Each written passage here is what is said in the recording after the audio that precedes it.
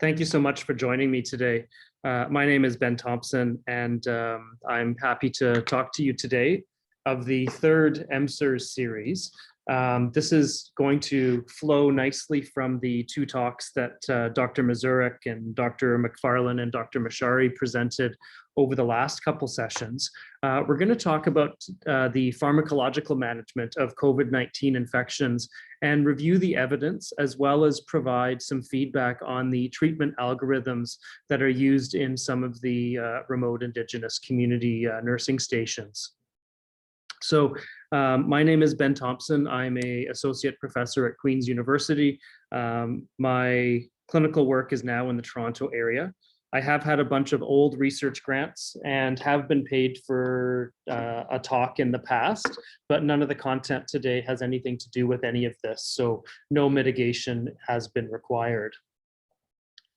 So to go over the last couple sessions of the multi-subspecialty education for low resource settings, or MSERS series, if we consider the escalation of COVID-19 care path of a patient in one of your communities.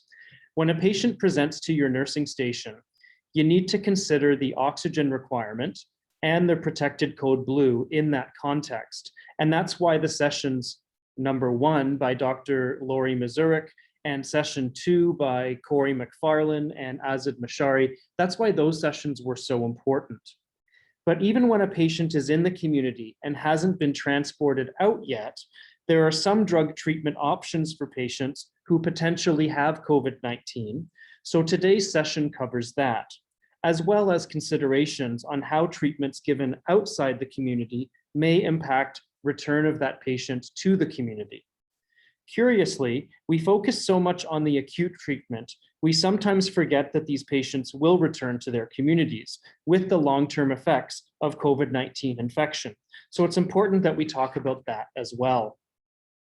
So the learning objectives of this session are, first, to identify treatment options for COVID-19 pneumonia, then to identify who might be a candidate to benefit from certain therapies at your nursing station.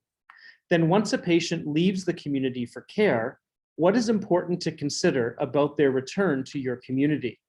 What are the implications of their treatment on vaccination? Finally, what sorts of long-term symptoms or clinical syndromes might patients who've suffered a COVID-19 illness present with later on in your community? Now, I should mention that today's discussion is going to be based on the guidelines of the Center of Disease Control in the United States, as well as the Infectious Disease Society of America, as well as Health Canada, and some more recent trials that have not yet hit the updates to the guideline documents. So to understand the drug treatments, we really need to understand the basic physiology.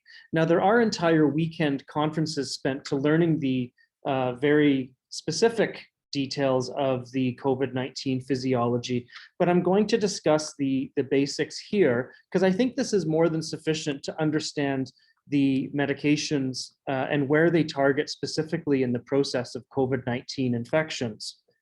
The first step is the COVID-19 virus must enter the respiratory tract. From here, it moves to the surface lining or epithelium of the respiratory tract. If we do a close-up of that area on the picture in the far right, we see that the COVID-19 virus has in this diagram triangular projections coming from the viral particle. These are called spike proteins, and these are critical for the virus to enter and infect the host human. They bind to the person's ACE2 receptor. This is the angiotensin converting enzyme receptor. Once this is bound, that combined ACE2 receptor and viral particle invaginates into the cell by a vesicle. Once inside the cell, the virus replicates and takes over the cell machinery, ultimately killing the cell with the cell contents leaking. This causes an inflammatory reaction with the characteristic radiologic findings of pneumonia. Although there is another part of this which is really important. It should also be noted that because of the virus binding ACE2 receptors, there is an increase in ACE2 activity, which is thought to be partly mediating cardiac fibrosis in some patients. It also has led to the thought that some patients who are on ACE2 inhibitors may have a higher risk of death from COVID-19 infection. Now, we're going to talk a little bit about that later. Now, the virus itself suppresses two types of cells which are important to balance the level of activity of neutrophils and other cells.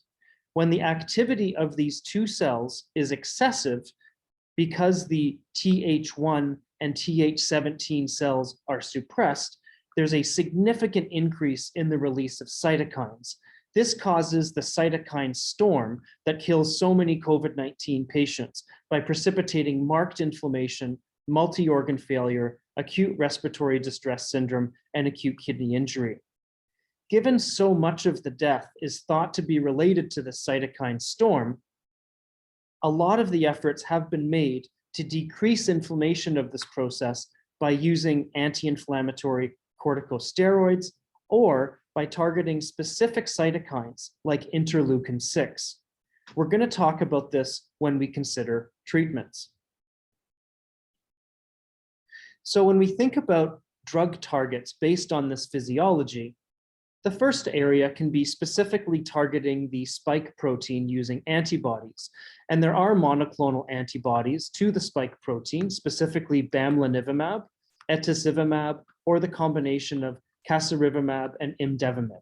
And we're going to talk about these. So far, Health Canada has only approved bamlanivimab. The next target is using antibodies from people who suffered from COVID-19, and that's when we use convalescent plasma.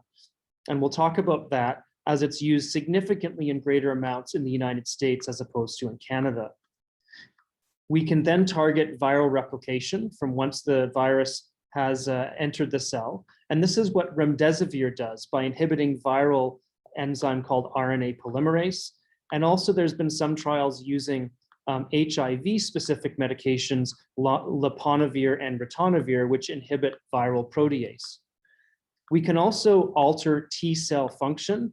This is what Plaquenil, or the other name for this is Hydroxychloroquine, does. This is a medication that has been used to alter T cell function in other diseases, such as autoimmune conditions like lupus. Another way that we can alter the host immune antiviral response is using ivermectin. This has recently come into popular view as a result of some recent trials in this area that we'll discuss. Also, anti-inflammatory medications that are thought to alter the cytokine storm, which is so important in patient morbidity. So using dexamethasone or corticosteroid therapy has something we're going to discuss. Also, you can target specific cytokines involved in the inflammatory milieu of the cytokine storm, like interleukin-6, Tocalizumab. And finally, there's some other general strategies used that have become quite recently discussed and popular, such as high-dose vitamin C, vitamin D, and zinc, and we're going to discuss those as well. Specifically, how do these alter patient outcomes in patients with COVID-19, and how do they impact a patient's return to the community after they've been treated in a tertiary center? So there's really three categories of drugs that we're going to talk about, with each of them having a differential impact on the patient in the remote nursing station. Those treatments that have been shown conclusively to be ineffective have limited utility for today's discussion beyond knowing what they are, because patients may present and ask questions about it, so it's important to know this for patient education. The other types of treatment are a bit more important to think about. Those include drugs that are uncertain with regards to effectiveness, and those that are effective in some patients, at least sometimes. In these two latter categories, in addition to patient education, they're important to think about because there are potential therapies for your patients. And if they receive treatments with them, it may impact their clinical symptoms and risk when they return to your community from a tertiary such as Winnipeg, Kingston, Thunder Bay. Now there's many agents that are ineffective. And the list here is by no means exhaustive, but I chose these as they have had intermittent use or public support so that they have additional relevance since patients may ask you about them, or there may be some considerations of their use based on media reports or historical use in similar diseases. Hydroxychloroquine is probably the one that's received the most press. It is ineffective. Some trials have used it alone, some with azithromycin. The bottom line is it's ineffective and even potentially harmful for either prophylaxis or treatment of COVID-19 infection, and in fact has been known to cause malignant dysrhythmias in some susceptible patients, so may even be harmful.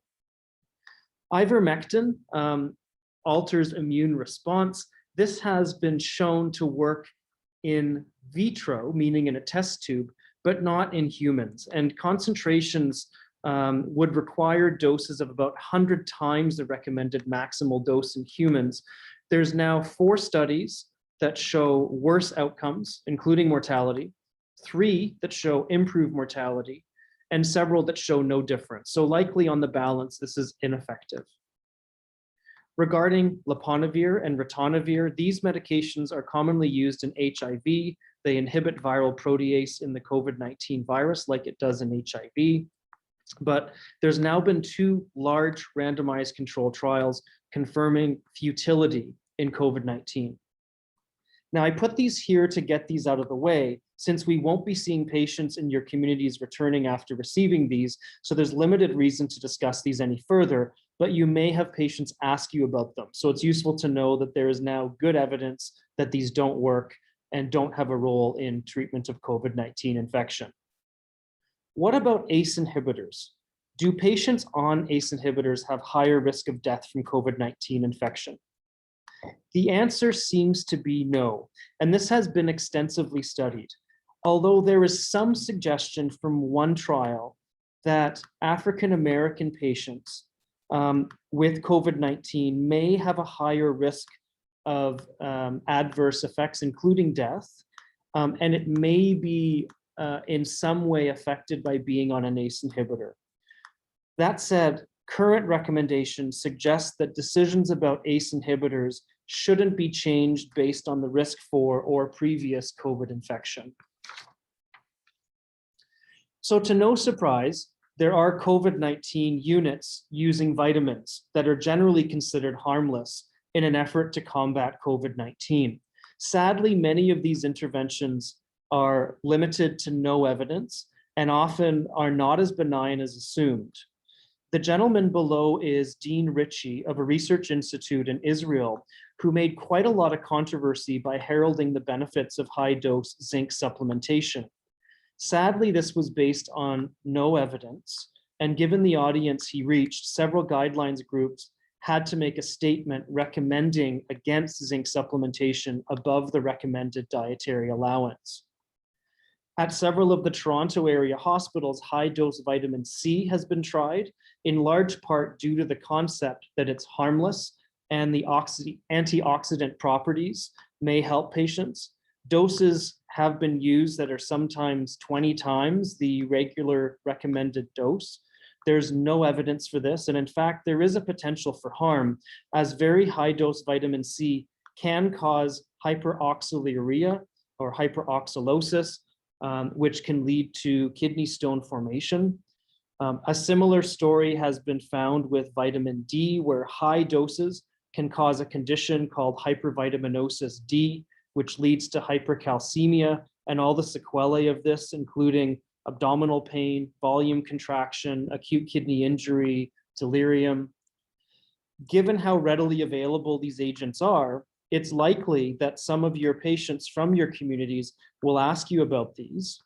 It's important to note there's no evidence that taking more than the recommended daily intake of these agents prevents infection, nor is there evidence that it's effective to treat infection. Also, patients who receive these agents after leaving your community may return prescribed high doses or be under the impression they should take high doses during their recovery. So it's important you recognize that these medications can and should be stopped, or at least reduced to daily recommended intake levels, and that would be considered safer. It should be noted that a recent randomized control trial in the JAMA Open Network, which has not been incorporated into new guidelines, shows that 10 days of zinc at a dose of 50 milligrams a day or vitamin C at 8 grams a day, considerably higher than the recommended dose of half a gram a day, shows no benefit in outpatients with COVID-19 in Florida and Ohio. Similarly, high-dose vitamin C trial recently published in intensive care unit patients with COVID-19 also showed no benefit. And these are trials published within the last couple of weeks that have not yet been incorporated into the updated guidelines, again confirming no evidence or definitely no evidence for zinc or high-dose vitamin C. So current guidelines from the CDC suggest there isn't enough data from good quality prospective trials to recommend convalescent plasma. That said, almost 100,000 patients in the United States have received it.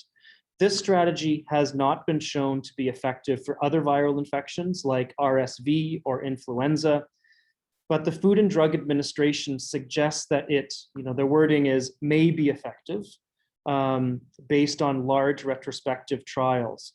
It certainly appears that based on previous trials, if you were to use it, high titer of antibodies is important, and that high dose may be more effective than low dose at reducing mortality. It is important to note that all transfusion reactions may happen with this product, and this has been reported in large volumes in the United States experience. There is a theoretical risk of suppressed long-term immunity, and this becomes important for the timeline that these patients are recovered and returning to your communities. If they return to the communities and seek vaccination, this should be delayed for 90 days because the antibodies in the plasma actually impair the development of an antibody response from the vaccine. Now, there's two relevant recent published trials. One systematic review of over 1,000 patients from 4 randomized control trials published in the JAMA journal showed no benefit in all-cause mortality or any other meaningful clinical outcome with convalescent plasma.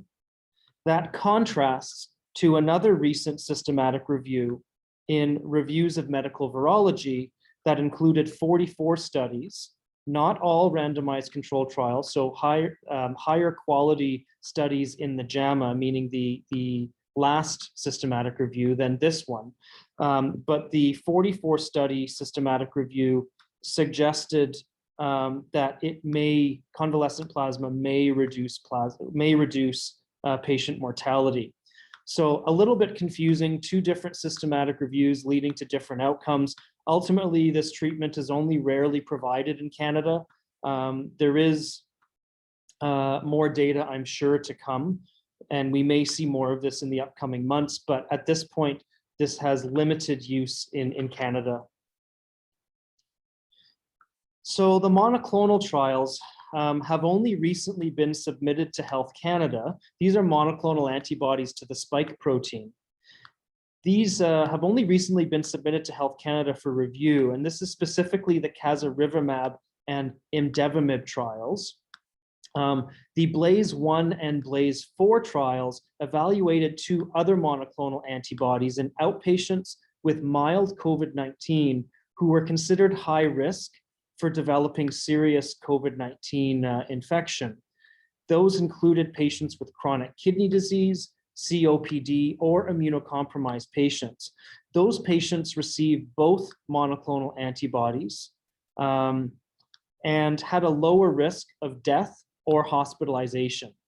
Because of the population used in this trial, the treatment is not yet approved for use in inpatients, except in clinical trials. So when Donald Trump was in hospital, he only received these drugs as an inpatient off-label, so to speak, as part of a clinical trial. So there is another combined monoclonal treatment of Casirivimab and Imdevimab, and it appears to reduce emergency room visits as well as hospitalization without changing mortality. This was also in high-risk outpatient therapy. So I bring this up because if Health Canada were to approve these medications based on these trials, which they are currently reviewing, it raises the uncomfortable possibility that there will be patients at the nursing station who are outpatients with COVID-19, who are high risk, who don't qualify to be transferred to a tertiary center, but may potentially benefit from these drugs. This shows the Health Canada online site outlining the status of applications for approval of different drugs. Now, at this point, the only bamlanivimab is approved. Now, remember the BLAZE-1 and BLAZE-4 trials looked at bamlanivimab and etesivimab together. And that's the second line in this table here, which is showing that it's under review. So again, this raises the possibility of it being requested in Indigenous communities, since there could be a potentially very large number of high-risk patients there, similar to the group that benefited in the BLAZE-1 and BLAZE-4 trials. Now, similar to convalescent plasma, if we were to ever use any of the monoclonal antibodies, that does mandate a delay of 90 days of getting the vaccine administered. In Canada, currently, there are some patients who receive these medications, but only as part of a clinical trial. So let's talk about Tocalizumab. This is the monoclonal antibody to interleukin-6, which is one of the most important cytokines involved in the cytokine storm. Since the cytokine storm is thought to be a critical contributor to mortality, it was hypothesized that monoclonal antibody to interleukin-6 might reduce mortality. This has been tested now in 3 high-quality trials. In the IMPACTA trial, it appeared to reduce the risk of mortality, of requiring invasive ventilation, but only in patients with severe COVID-19 infections. In the COVACTA trial, Tocalizumab reduced hospitalization and intensive care unit stay. Again, this was in very sick patients. And in the REMAP-CAP trial, in patients who had been recently admitted to the intensive care unit, within 24 hours, this drug improved mortality. Now in Canada, this drug is used in Ontario hospitals. It's important we know about it in our communities. This drug will not be used in our nursing stations, but unfortunately, we may suffer the consequences of it being used when community members return. Certainly anyone sick enough to benefit from this drug should be in a tertiary center. However, there is a known increased risk of tuberculosis in patients exposed to this drug, as well as other opportunistic infections. And of course, these will often happen when they return to the communities. So unlike the convalescent plasma and the monoclonal antibodies to the spike protein, one need not delay vaccination for patients who receive Tocalizumab. So let's talk about dexamethasone. The thought that corticosteroids might work is based on the efficacy in similar conditions. In some subtypes of pneumonia, such as pneumocystis jirovecii pneumonia, commonly seen in outpatients or inpatients with HIV or organ transplant recipients, the use of high-dose steroids improves mortality. So initial use of corticosteroids at the beginning of the COVID-19 pandemic was not in a trial, and thus was usually chosen by clinicians only in patients with severe disease. This likely was the reason that retrospective trials at the beginning of COVID-19 pandemic failed to show initial benefit. However, these trials suffered all of the limitations expected of retrospective uncontrolled data, and ultimately now there are at least 4 trials that show benefit on mortality with using corticosteroids in COVID-19 infection. It's important we identify the groups that benefit though. Patients who are at the nursing station not requiring oxygen will not likely benefit from corticosteroids. On the other hand, if oxygen support is required, whether nasal prongs or Optiflow, then that patient likely will benefit from dexamethasone. Anyone requiring supplemental oxygen will likely benefit, but also there's another group that may potentially benefit, and those are patients in the high risk category. And that'll be important when we look at the protocols for the nursing stations, and we'll see that this is very compatible with the use of dexamethasone at the nursing stations. Let's talk about Remdezavir. Remdezavir initially came to attention as a potential treatment for SARS in 2003. It was not effective in human trials in SARS in 2003, but there was good outcome in animal data. So there were hopes that it might be effective in COVID-19 infection. Ultimately, there's now been two important trials in COVID-19. The first examined remdesivir use in hospitalized patients. This took pretty much an all-comer approach, and about 25% of the patients in the ACT-1 trial required mechanical ventilation. There was decreased recovery time and a trend that did not reach statistical significance for improved mortality, and on this formed much of the support for the use of this drug.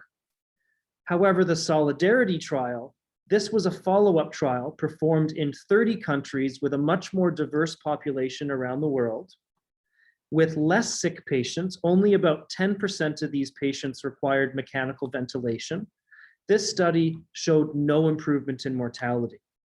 So ultimately, remdesivir is now widely used in Canada in hospitalized patients requiring oxygen but not requiring mechanical ventilation, in whom benefit has not been shown. It's important to note that when these patients return to their communities, receiving remdesivir does not impact the vaccination schedule.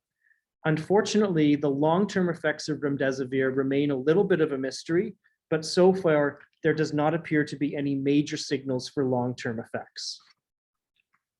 So let's put it all together, knowing that some patients benefit and some don't, depending on which medications we are discussing.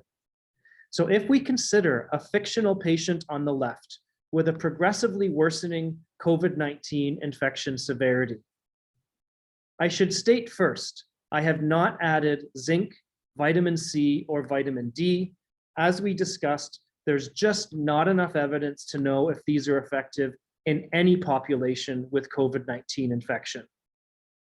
So the monoclonal antibodies, such as bamlanivimab, etesivimab, recall that these trials were in high-risk outpatient populations.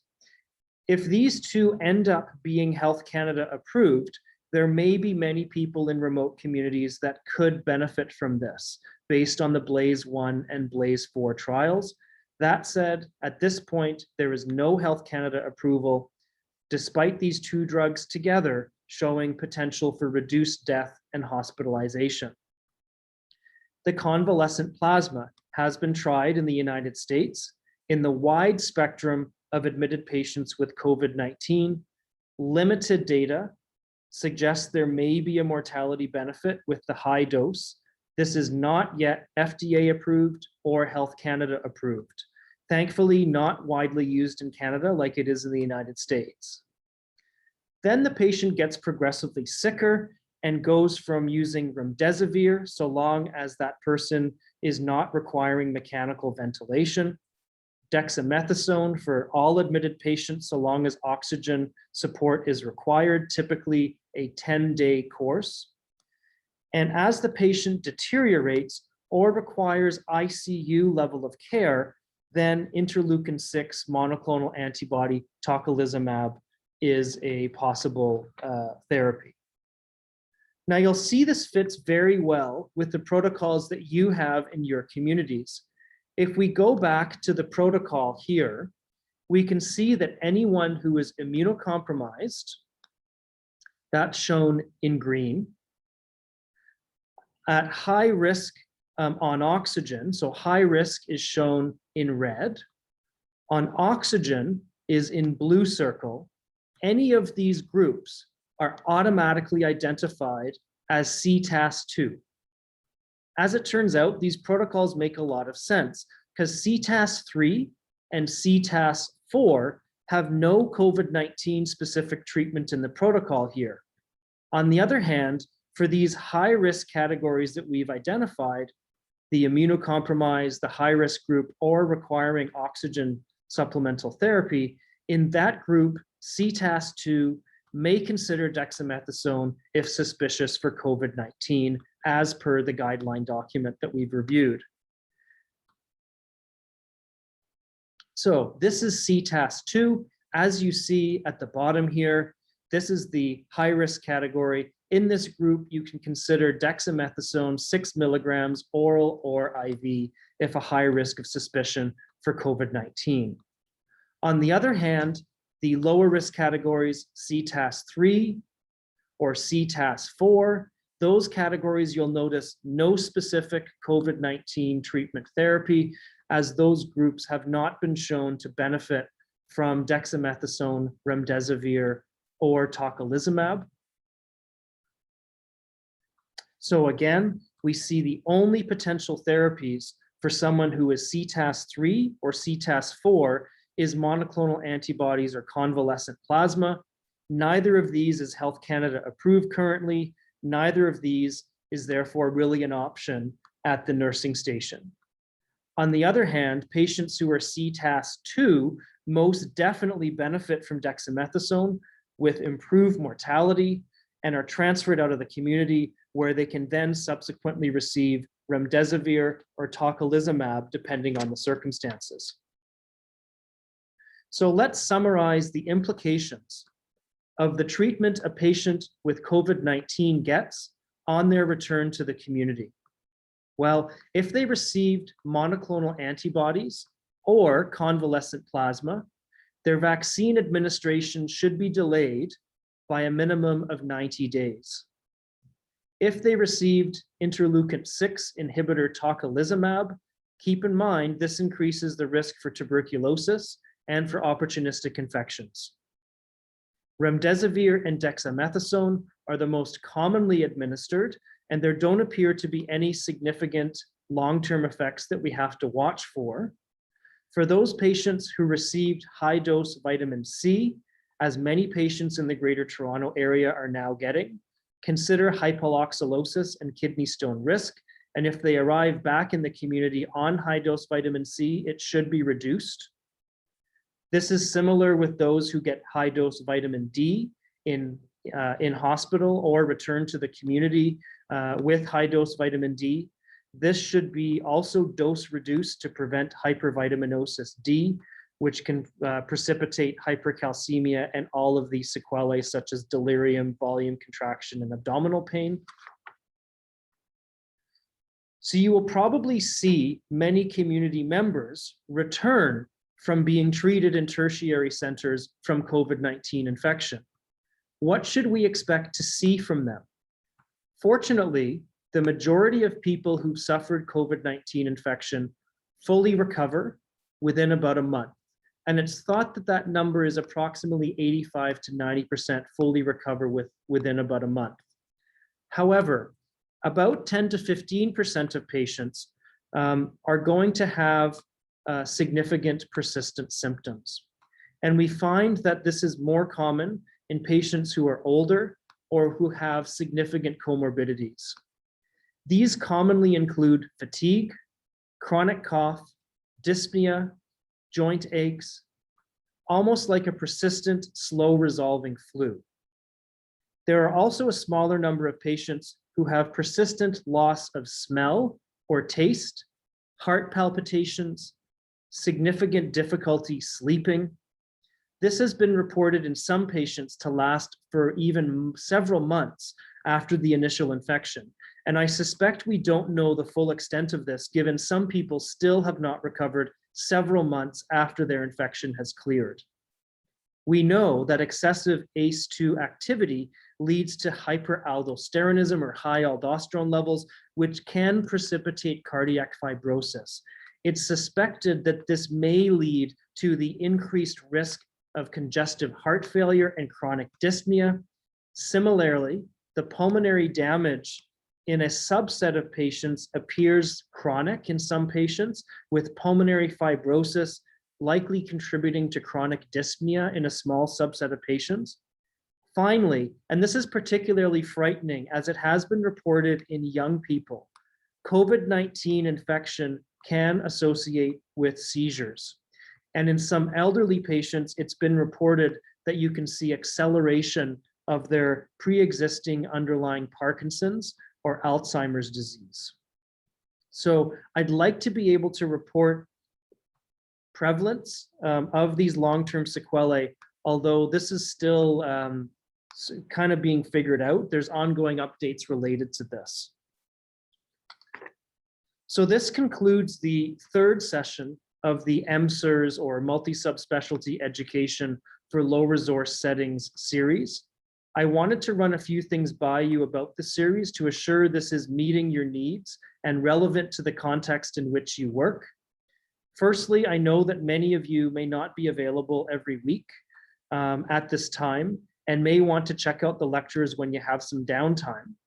As such, the lectures are available online after being presented here at this location shown in this line at the top. If you'd like to take a screenshot or take a phone photo of this link, this will be very helpful later, I promise. The second part of this, I'd like this series to be available to you long-term for a variety of topics in subspecialty areas, including and not necessarily including COVID-19.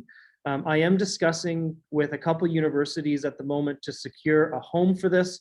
This would assure resources to get the best speakers with educational credit for the speakers and administrative resources to assure that you aren't waiting on me to provide your certificates of attendance. It's essential we get your feedback to make sure these sessions remain relevant long-term. To do that, your feedback is critical. I've copied and pasted the evaluation for today's session in the chat box, and also the links are on this slide. To receive a certificate of attendance, please complete the evaluation, and at the end of that evaluation, you can enter the necessary information to release a certificate of attendance. The evaluation allows you to anonymously explain how to improve these sessions. Also, the evaluation has space for you to provide more ideas on topics for future sessions. For those who attended the previous two sessions, please complete the evaluation of these sessions. Again, this feedback is critical to make sure these sessions remain relevant to you and to make sure this series is longitudinal and keeps going. Finally, I want to make sure you know the topics that you suggest will be covered. Related to this, the first group of topics that you suggested will be provided over the next several sessions in the obstetrics and gynecology area.